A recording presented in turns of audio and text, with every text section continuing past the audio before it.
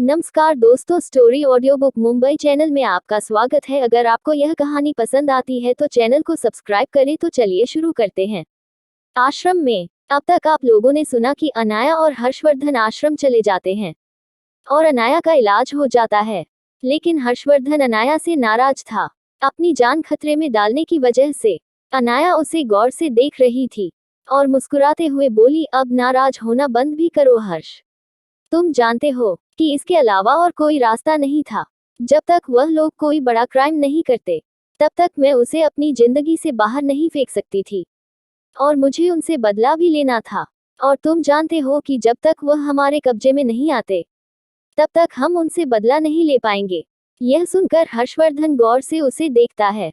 वह इतना तो समझ गया था कि अनाया जरूर अभी भी उससे कुछ छुपा रही है, इसलिए वह कुछ बोलना नहीं और दवाइयां से भरा बाउल अनाया के आगे करते हुए बोला, अब इसे जल्द से जल्द खत्म करो।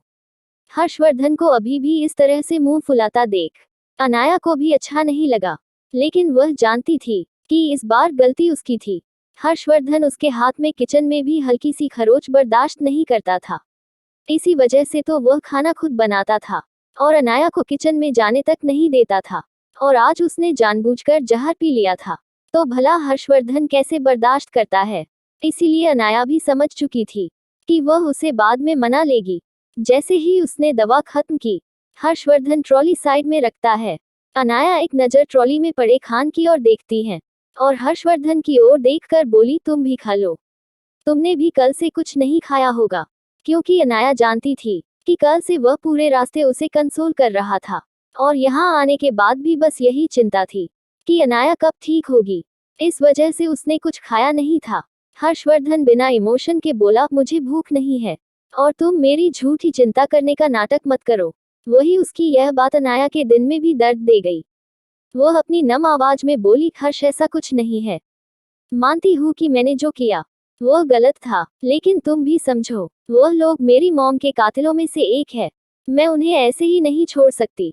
वहीं उसकी बात सुनकर हर्षवर्धन भी खामोश हो गया और अनाया हल्के से हर्षवर्धन के पास बैठी और हर्षवर्धन के चेहरे को अपने नन्हे नन्हे हाथों में भरते हुए उसके माथे पर किस करके बोली, मुझे पता है कि तुम डर गए थे मुझे खोने के लिए, लेकिन तुम समझो ऐसी कोई चीज नहीं है जो मेरी इजाजत के बिना मेरे आसपास भी आए। मुझे मारने की बात तो बहुत दूर की है। तुम चिंता मत करो, तुम इतनी जल्दी मुझसे पीछा नहीं छुड़ा सकते। फिर वापस उसके होठों पर हल्की सी किस करती है और पास में ही पड़ी ट्राली से खाना उठाकर हर्षवर्धन के आगे एक निवाला कर देती है।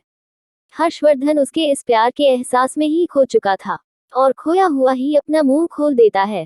अनाया उसे इसी तरह से उसकी मुंह में एक और निवाला रख देती है और ऐसे ही हर्षवर्धन ने खाना खा लिया और हर्षवर्धन को पता तक नहीं चला कि कब वह अनाया की आंखों में डूबे हुए ही पूरा खाना खत्म कर दिया।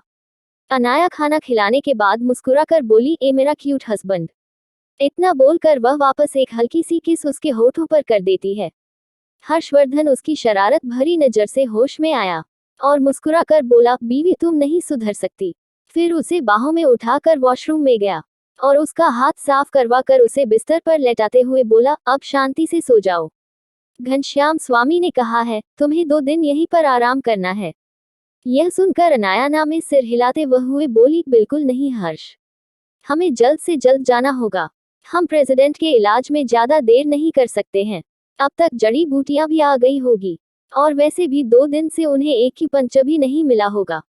उनकी तबीयत और खराब हो सकती है। कुछ सोचते हुए हर्षवर्धन बोला, एक काम करो, एक दिन यहाँ रुक जाओ। हम कल निकल जाएंगे, लेकिन आज के दिन तो आराम करो। बाकी सारी चीज मुझ पर छोड़ दो, मैं सब कुछ देख लूंगा। इतना चिंता करने की जरूरत नहीं है। हर्षवर्धन ने भले ही यह कह दिया था, लेकिन वह नहीं जानता था कि बाहर कितना बड़ा तूफान उसका इंतजार कर रहा है।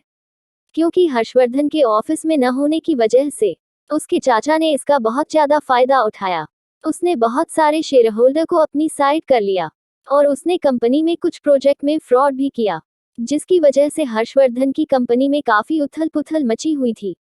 हर्षवर्धन का सेक्रेटरी उसे संभालने की कोशिश कर रहा था, लेकिन वह कर नहीं पा रहा था क्योंकि हर्षवर्धन के चाचा कुछ ज्यादा ही उछल रहे थे।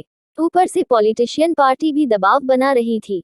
पहले ही अनाया ने देवराज कोड़ा को खत्म कर दिया था लेकिन उसका इल्जाम हर्षवर्धन पर आया था और बंसल परिवार पर आया था। इन सब में भी हर्षवर्धन के चाचा का ही हाथ था। उसने जानबूझकर ऐसी नकली सबूत पैदा किए जिसकी वजह से हर्षवर्धन की कंपनी और बंसल परिवार प्रॉब्लम में आए। वह लोग बहुत परेशान थे। अगर इसी तरह से प्रॉब्लम बढ़ती रही तो बहुत जल्द नरेंद्र बंसल भी अपनी पोजीशन खो देते हैं और वह प्राइम मिनिस्टर की खुशी से नीचे उतर जाते हैं। और ऐसा होते ही बंसल परिवार के साथ साथ हर्षवर्धन की कंपनी भी बहुत बड़ी प्रॉब्लम में आ जाती।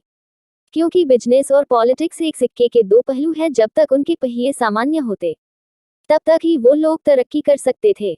जहां हर्षवर्धन बिना परेशानी के बंसल परिवार को सपोर्ट करता था और फंडिंग देता था, वही बंसल परिवार भी उसी की बिजनेस में मदद करता था और उसके टेंडर को अप्रूव करता था। लेकिन अगर उनमें से एक भी नीचे गिरा तो दोनों पर बराबर ही इफेक्ट पड़ेगा। और यह जानते हुए भी हर्षवर्धन के चाचा ने यह चाल चली थी। इस बीच उसने एक और चाल चली थी। हर्षवर्धन की दादी को इन सब से अनजान रखा। हर्षवर्धन की दादी, जिसे उसके सौतेले बेटे पर बिल्कुल भी यकीन नहीं था, लेकिन वह अपने पति के प्यार के आगे मजबूर थी। उसके पति ने उसे अपने सौतेले बेटे की जिम्मेदारी दी थी, जिसकी वजह से वह उसकी बहुत बड़ी से बड़ी गलती भी माफ कर देती थी और उसे लगता था एक न एक दिन वह सुधर जाएगा। लेकिन हर्षवर्धन के चाचा का परिवार सुधरने का नाम नहीं ले रहा था। वो हर बार हर्षवर्धन को नीचा दिखाते थे और हर बार उसे कुछ न कुछ प्रॉब्लम में डालते थे।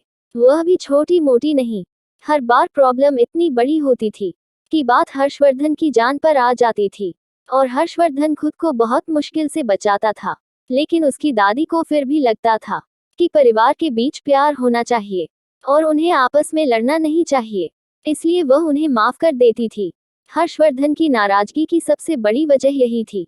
इस बीच कपूर परिवार भी कुछ ज्यादा खुश नहीं था, क्योंकि जैसा धनंजय ठकराल और बैकुंठ व्यास ने उन्हें नोटिस भेजा था, रवीना, राजेश और जानवी तीनों के पीछे से कपूर सरनेम हटकर दुबे लग चुका था।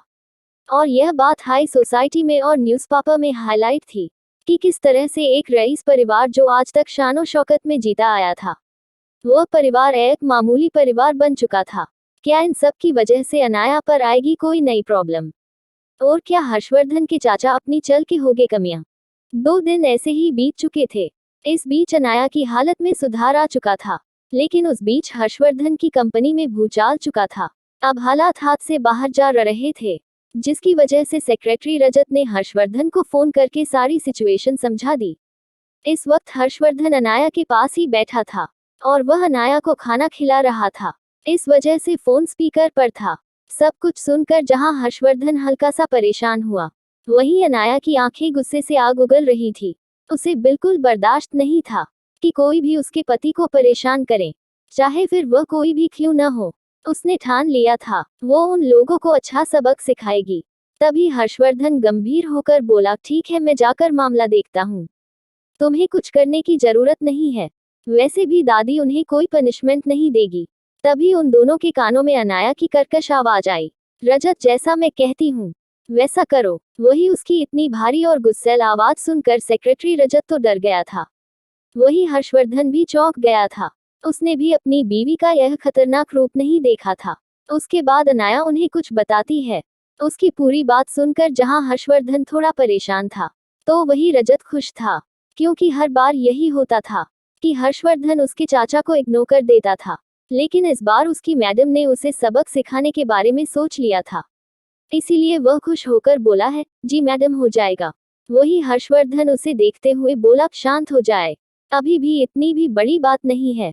हर्षवर्धन की ओर देखकर अनाया बिना इमोशन के बोली, हर्ष, जिस तरह से मेरी सेफ्टी को लेकर तुम पजेसिव हो और मुझे दर्द में नहीं देख सकते, वैसे ही मुझे बर्दाश्त नहीं है कि मेरे अलावा कोई तुम्हें परेशान करे, और वह लोग तो बिल्कुल भी नहीं जो तुम्हारी जिंदगी में मायने ना रखते हो। मैं जानती हूँ कि तुम अपनी दादी की वजह से चुप हो, वरना तुम्हारे पास भी इतनी काबिलियत है कि तुम उन्हें ठिकाने लगा सको, लेकिन खामोश रहना तुम्हारी फितरत में हो सकता है, लेकिन अनाया हर्षवर्धन रावत की फितरत में बिल्कुल नहीं।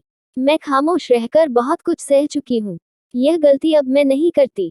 मेरा एक ही उसूल है, आंख के बदले आंख और दांत के बदले दांत।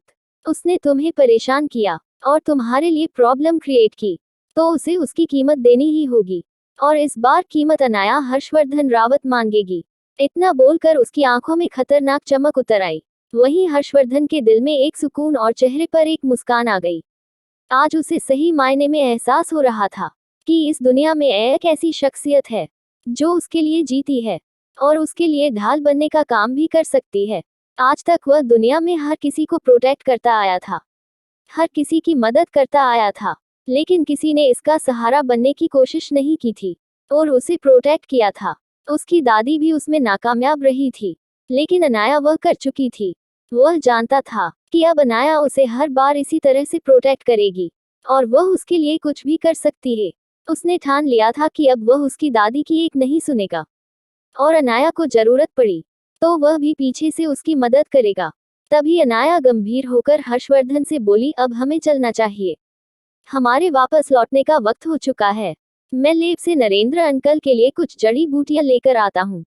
आखिर प्रेसिडेंट का ठीक होना इस वक्त सबसे ज्यादा जरूरी है, उसके बाद हम निकलते हैं। हर्षवर्धन भी बाकी मामले देखने के लिए खड़ा होता हुआ बोला, ठीक है, मैं बाकी की तैयारी देखता हूँ, तुम सबको बाय करके आ जाओ। जानवी के अपार्टमेंट में इस बीच कोई नहीं जानता था कि जानवी, जो अपने माँ बाप के अरेस्ट होने के बाद कहा गायक सी हो गई थी, वो एक नई साजिश रच रही थी और इस बार उसकी साजिश बहुत ज्यादा तगड़ी थी। पिछले कुछ वक्त में वह बस अपने अपार्टमेंट में ही रह रही थी, उसे बाहर जाना भी छोड़ दिया था और उसकी जरूरत की सारी चीज उसका मैनेजर मोहित सूरी ही लाता था। इस बीच वह अपने हेल्थ का कुछ ज्यादा ही ध्यान रख रही थी। वैसे भी उसे कोई कम तो दे नहीं रहा था, इतनी बदनामी के बाद भी पहले जो उसे थोड़ा बहुत कम मिल भी रहा था, वह भी कपूर सरनेम हटने की वजह से मिलना बंद हो चुका था। अब वो एक मजाक से ज्यादा लोगों के बीच कुछ नहीं रही थी। वह बालकनी में बैठे हुए पूरे मुंबई को देखकर शैतानी हंसी हंस के बोली, मैं वापस कम बैक जरूर करूंगी और इस बार एक और तमाशा होगा, इस बार उसे मुझे अपनाना ही होगा। इतना बोलकर वह एक शैतानी चमक के साथ मुंबई की ओर देख रही थी और अपने फोन में दिख रहे कपूर खानदान के खिलाफ की न्यूज देख रही थी।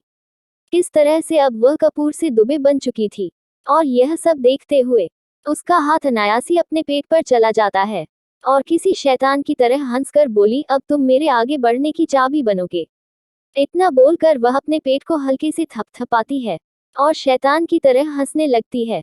उसे इस बात से भी कोई फर्क नहीं पड़ रहा था कि उसके माँ बाप अभी भी जेल में है, वह बस अपने बारे में ही सोच रही थी। सच में यह राजेश दुबे और रवीना दुबे की ही बेटी थी, बिल्कुल उसी की तरह लालची और कपटी, जिसे रिश्तों की बिल्कुल भी कीमत नहीं थी। इस वक्त उसे अपने माँ बाप को बाहर निकालने के लिए परेशान होना चाहिए, लेकिन वह फिर भी अनाया के खिलाफ कोई साजिश कर रही थी। अब इस साजिश का शिकार कौन होता है वो तो हमें बाद में ही पता चलेगा। दूसरी ओर इन सबका इफेक्ट मेहता परिवार पर भी पड़ा था। जाहिर सी बात है, अगर कपूर खानदान की हेड अनाया बन गई थी तो अब इन लालचियों की नजरें अनाया पर टिक चुकी थी। मेहता परिवार अभी भी हॉल में बैठा हुआ था।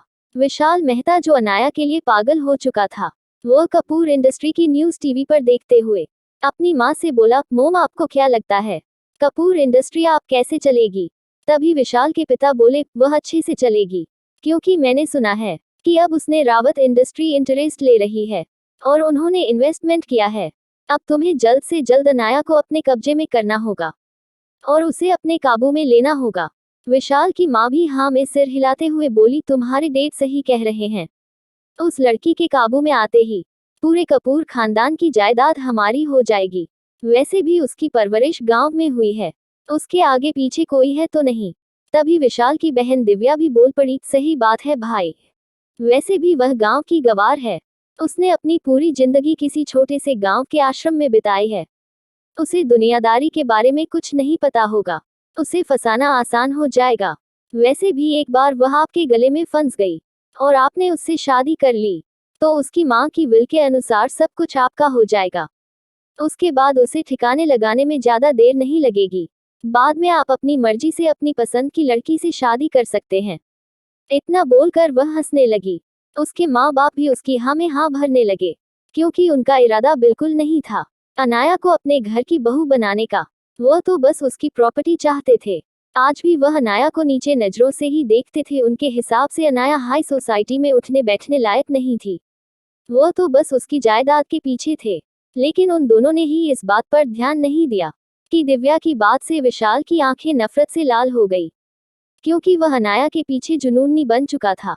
उसकी जिद थी अनाया को पाना, और वह उसके लिए सनकी भी था। उसने पास में चल रहे नौकर के पैरों में पेड़ अड़ा दिया। नौकर के हाथ में गरम गरम चाय की ट्रे थी। वह चाय जाकर सीधे ही दिव्या के हाथ पर लगी, और दिव्या दर्द के मारे हाथ झटकने लगी। यह देखकर विशाल के चेहरे पर एक शैतानी मुस्कान आ गई, और वह मन में ही बोला, यह तुम्हारी गलती थी कि तुमने मेरी जान, मेरी बेबी डॉल अनाया को रास्ते से हटाने के बारे में सोचा। वह हमेशा मेरे पिंजरे में कैद रहेगी। वह सिर्फ मेरी है, और मेरी ही बन के रहेगी। यह कहते हुए उसके चेहरे पर काफी खतरनाक और शैतानी भाव। क्या विशाल अनाया को कैद कर पाएगा, और क्या इनकी साजिश होगी कमियां?